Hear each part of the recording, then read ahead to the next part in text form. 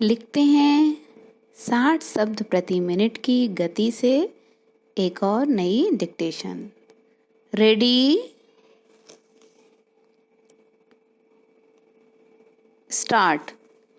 Paris की भयावह घटना ने विश्व में इस बहस को फिर से छेड़ दिया है कि क्या इस्लाम को मानने वाले वाकई में असहिष्णु होते हैं। इस्लाम अरबी भाषा के शब्द सलाम से निकलता है, जिसका अर्थ होता है शांति। इस्लाम यह नहीं कहता कि अगर कोई आपके विचारों से सहमत नहीं तो आप उससे नफरत करने लगें, उसे अपना विरोधी समझने लगें और उससे हिंसा करने पर उतारू हो जाएं।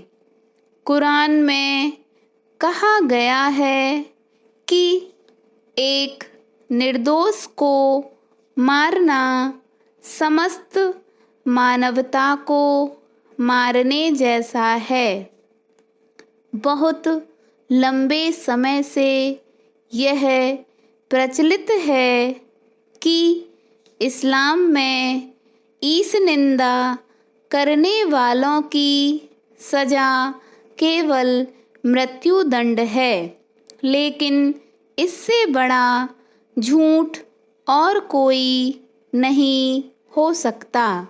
इस्लाम के अनुसार किसी भी प्रकार की निंदा केवल गलतफहमी का मामला होती है। निंदा करने वालों के साथ शांतिपूर्ण चर्चा के जरिए उनकी गलतफहमी को दूर करने का प्रयास किया जाना चाहिए। इस्लामी सिद्धांतपूर्ण रूप से शांतिपूर्ण बातचीत की प्रक्रिया पर आधारित है। इसे कुरान में कई जगह स्पष्ट भी किया गया है।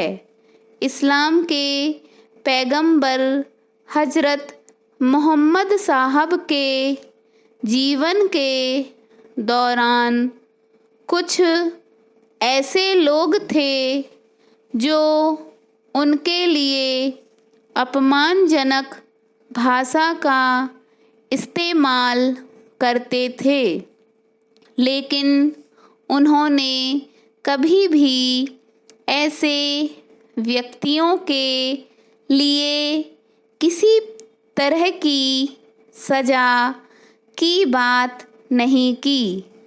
मोहम्मद साहब के एक साथी हसन बिन सबित अल हंसारी ऐसे व्यक्तियों के साथ चर्चा में संलग्न होकर उनकी गलतफहमियों को दूर करने का प्रयास किया भी करते थे। वास्तव में यही सही इस्लामी तरीका है। कुरान के अनुसार हर व्यक्ति को स्वतंत्रता से सोचने और बोलने की आज़ादी है और किसी को यह अधिकार नहीं कि वह इस्लाम का नाम लेकर दूसरे की इस स्वतंत्रता पर अंकुश लगाए। किसी ने स्वतंत्रता का उपयोग किया या दुरुपयोग इसका निर्णय करना किसी अन्य व्यक्ति के हाथ में नहीं है। जीवन के प्रत्येक मामले में शांति या तर्क का सहारा लेना ही इस्लाम है। स्टॉप।